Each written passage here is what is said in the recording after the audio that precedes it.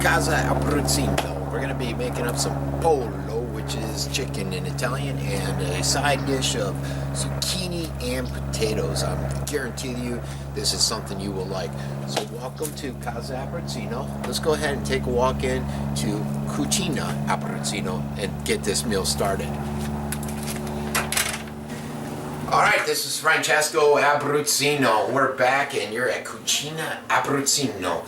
I am without the wife right now because she is where? Filming. Filming, yes, Lisa is filming. Bella's out training to run a 5K and Frankie's out rollerblading, so this portion is just going to be me, but Lisa will be behind the camera in a minute.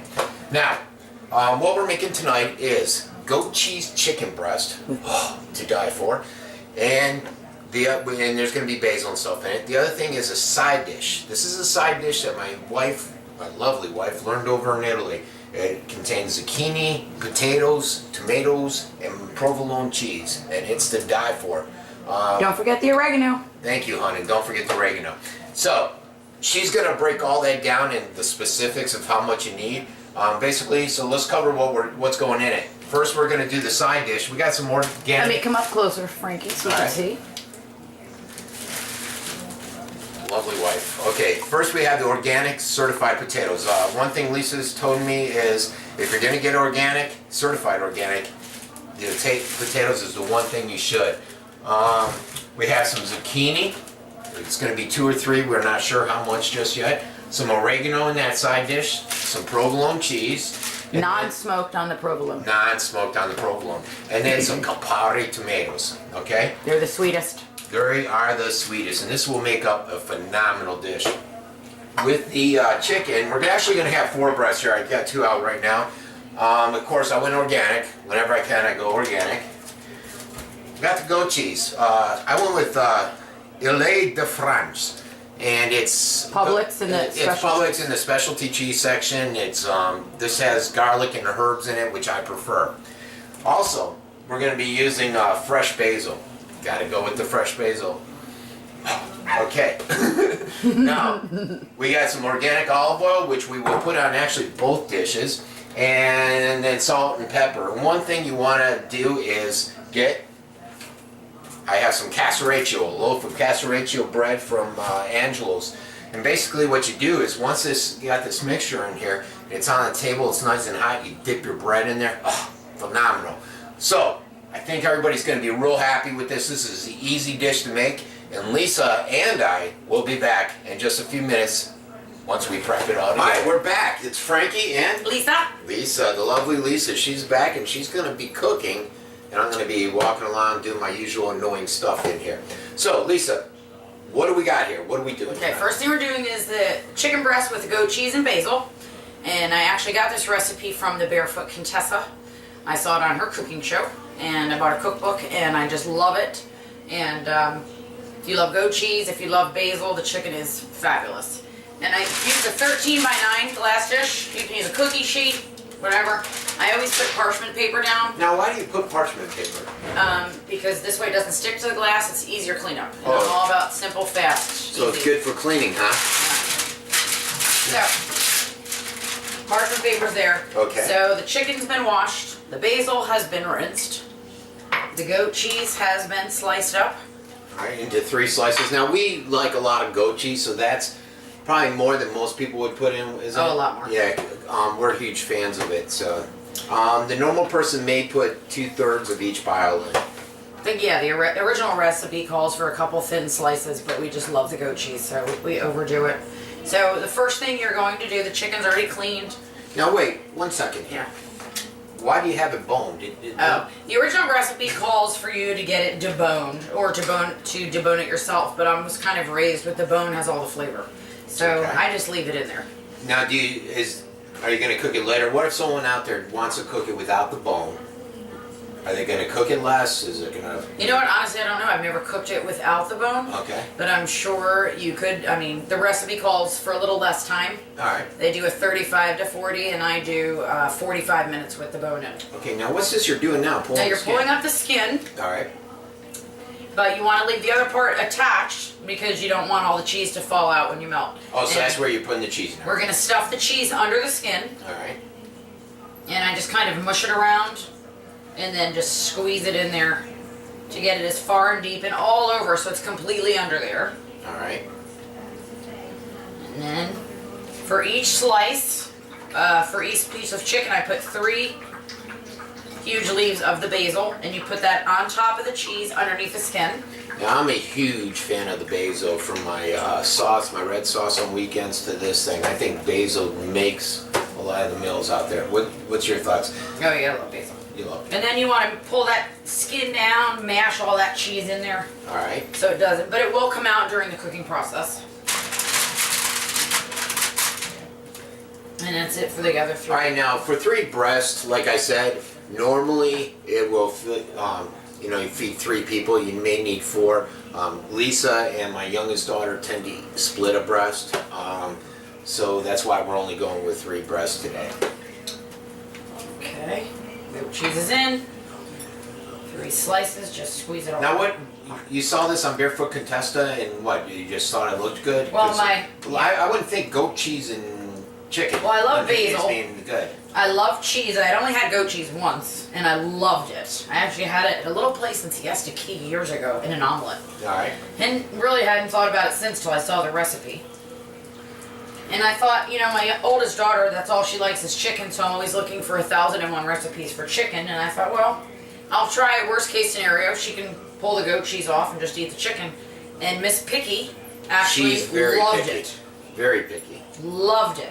And this kid doesn't eat pizza. She doesn't eat French fries.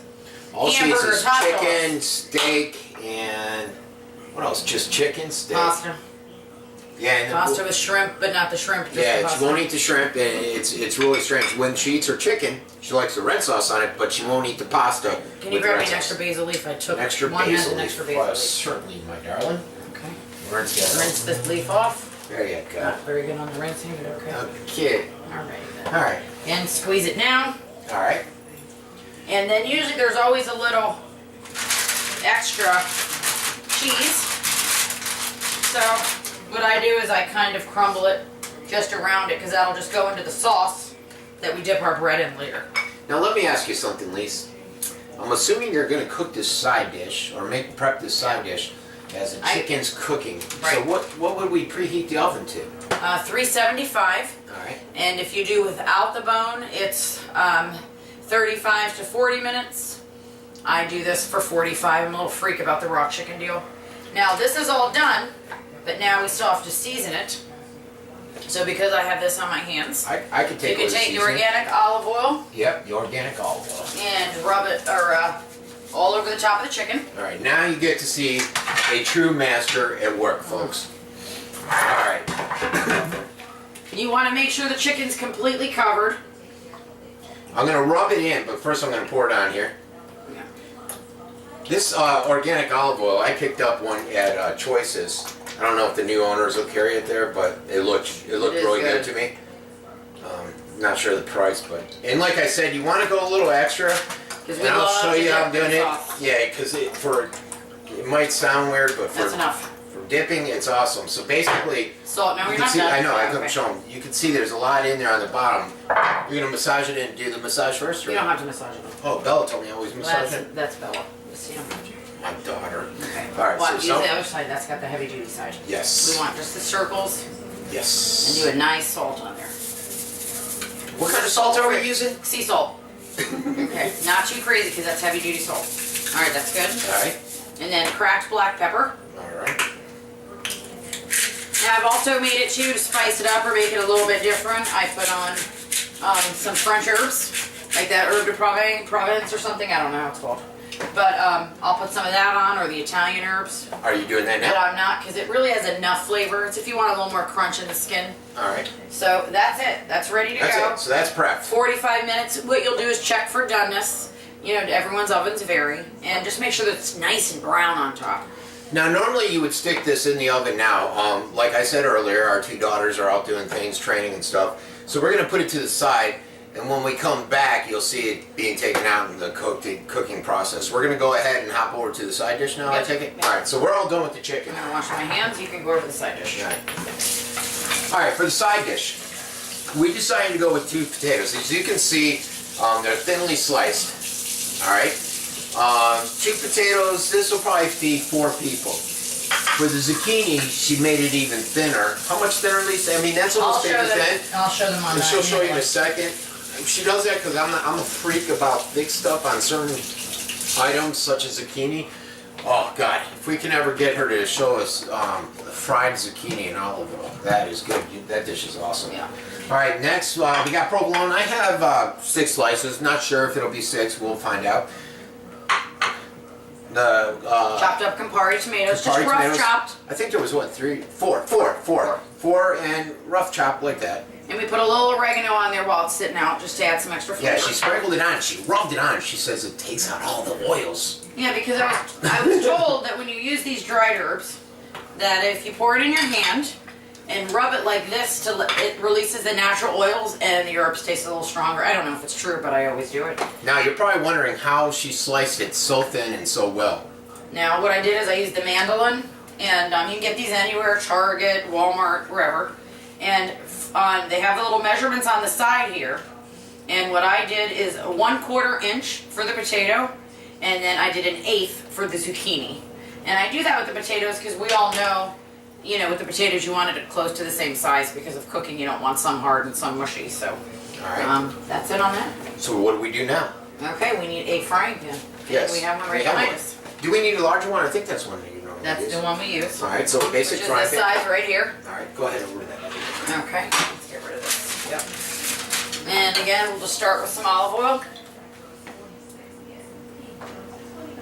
We're olive oil freaks, so Yeah, but I tell you what. it's up to It's- you if it's you want a- enough so it doesn't stick. And it's healthier to be an olive oil freak than it is to be a And this vegetable organic oil stuff, freak. I love the flavor. And I always start it out on a high. I start everything on a high. I'm not a fan of these stoves, so Do we use garlic in this? no garlic. I'm a And fan of garlic. The white. I start with the potatoes. All right. So you're gonna lay. Oh, you're dumping it in. Okay. Dump it in. Dump it in. All right. I always let the potatoes cook for a little while first because you know the zucchini cooks up rather quickly. All right. So how long? How do you know when the potatoes are ready? This is a coarse sea salt, so I'm not going to use this on the potatoes. It'll be like eating salt. I'm just going to use regular table salt. All right. Salt it up. All right. Now, how long do you cook the potatoes for? You know what? I don't know. You don't know, so we'll So we're have. going to go ahead and cook it because I've never had to. Cracked black pepper. All right.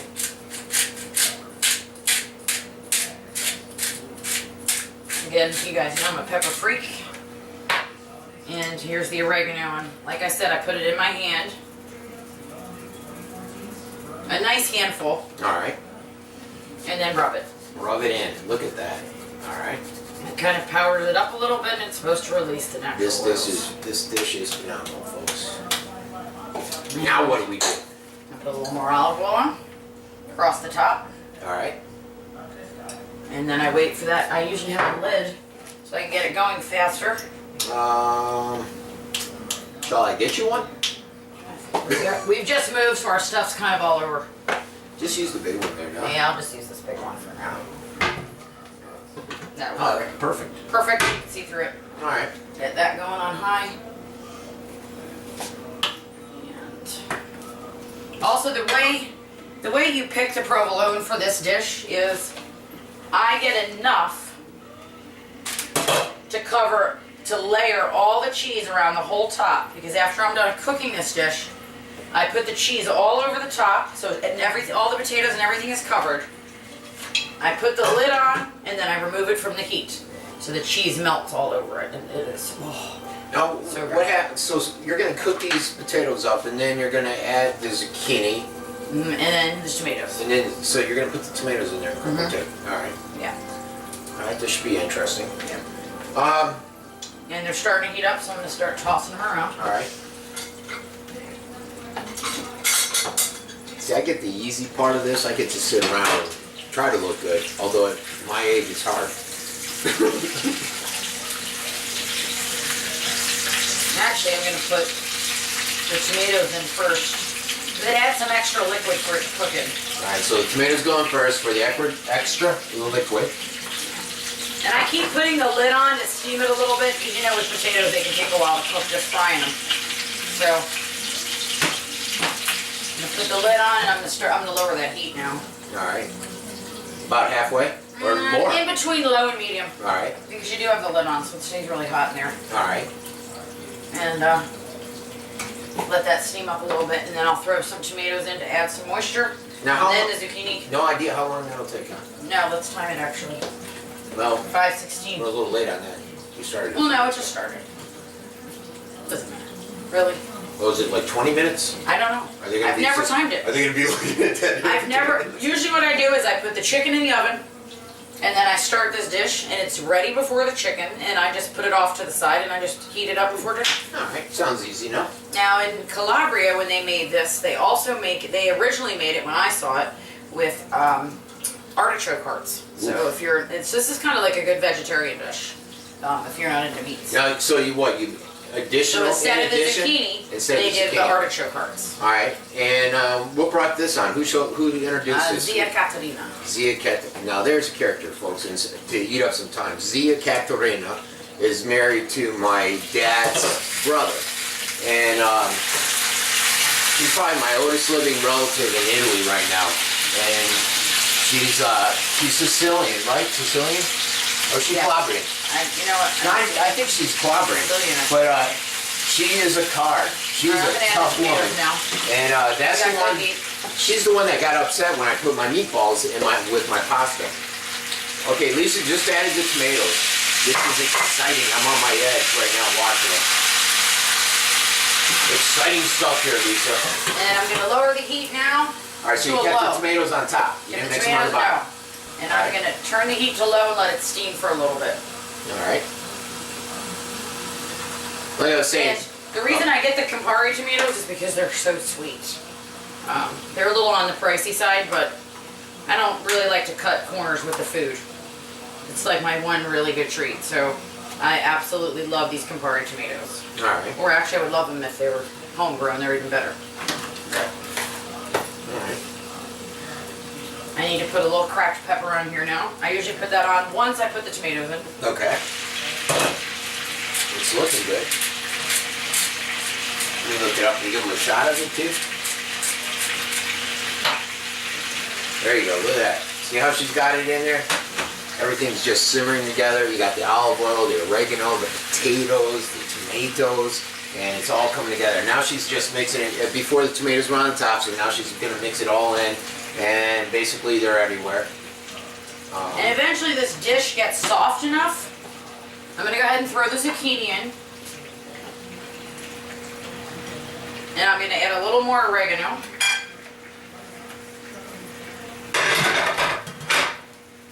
Again, like a little handful here. All right.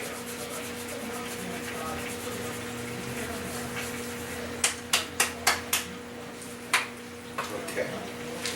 It's coming together well there, Lisa. Look at that. A nice mix.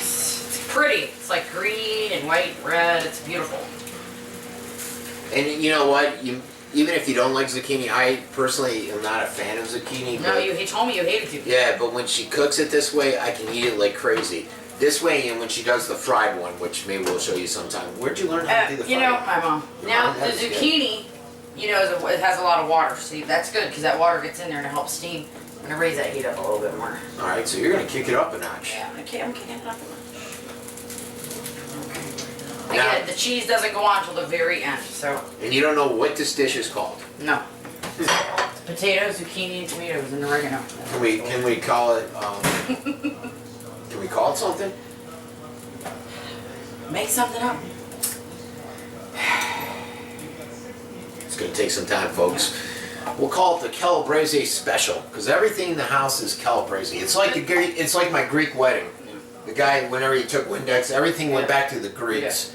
Well, you know, the other thing too is, I mean, for most home cooks, everybody, I mean, no one really times their stuff, but it will get to the point where the tomatoes start to get really soft, and when I hit them with this, they'll open right up, and it ends up becoming a little bit mushy, almost like a mashed, but not mashed. It's not really firm, it's soft, and that's when it's ready. All right, so basically. And as for salting, everything you know is folks, we are back. We shut the camera off for probably 5-10 minutes because the process takes a while and we don't want to eat up all this dead air time. My daughter's just called me from training, so I got to skedaddle off to Inglewood. But what we're going to do is this. First, this is what the product looks like so far. And it's been going for about, how many minutes, Lisa? About 16, 17, 18 minutes. Now, Lisa's going to elaborate a little bit on that, and you don't want to do that. The wife doesn't like that. No, stop. All right. We're going to put the chicken in now. Like she said, it's going to go 375 for 45 minutes. That's with the bone. With the bone. We're going to slide that in there. She's going to continue cooking this slowly. And why do you cook it slowly, Lisa? I'll do that. 45. I got it. Okay. The whole point, the reason I start this right in the beginning is there's no meat, so it's alright if it sits hot. And I like to cook it really slow because it's kind of like steaming in there because I want the potatoes just soft. I don't want the fried potato. I don't want a high heat so it's crunchy. I want everything soft. And so that's why I keep putting the lid on so it's kind of steaming. And then I'll take it off. I'll mix it around every 5 minutes. And just keep it at a very low heat. And this way it can go. And then when that potato starts to fall apart is when it's ready. So, and roughly that's going to be about when the chicken's done, and is that when you're going to put the cheese on? It'll be done before the chicken. Alright, so what we're going to do, folks, here is, because we're in a crunch with the kids and everything, is we're probably going to shut off the film camera, but in the meantime, Lisa will turn the camera back on and show you how to do the cheese and everything. We'll do it at the end when we pull it out. At the end when we put it on? Okay, so next time you'll see us, the chicken will be done, we'll be putting the cheese on the dish. Yep. And we'll be showing you guys a finished product, and then we'll sit down to mangiare, And okay? at the end, all we do is we put the cheese across the top, put the lid on it, and take it off the heat and let the cheese melt because it's so hot in there. Wait till you see this final product. Alright folks, we're back. Yes, I went to Inglewood and back. The traffic was horrendous. So, this is what it looks like. Now Lisa, how long has it been cooking for? It's been cooking the entire time for about an hour. And see how it's pretty mushy? And what I do is I constantly do this one as it gets soft, so it becomes like a little bit of a mush. Alright, get it back on the heat. Okay, so we're putting it back on the heat, switch up. And now we're going to put the cheese slices all over the top.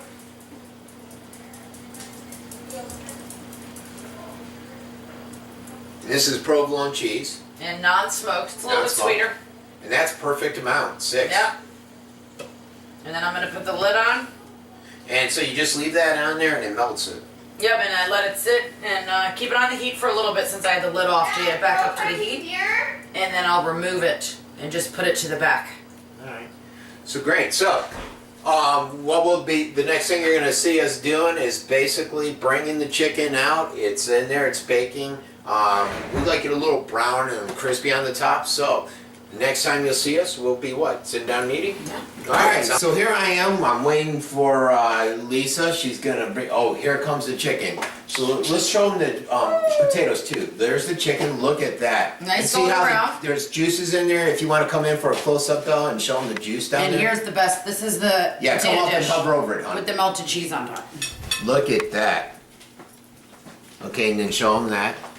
Alright, so that's basically our secret recipe with goat cheese chicken, and then the zucchini, we'll just call it the Calabrese. Now, it's time to mangiare. And once again, aye, I'm the only one here. Where is everyone? Aye. For Francesco Abbruzzino and Lisa Abbruzzino, ciao tutti.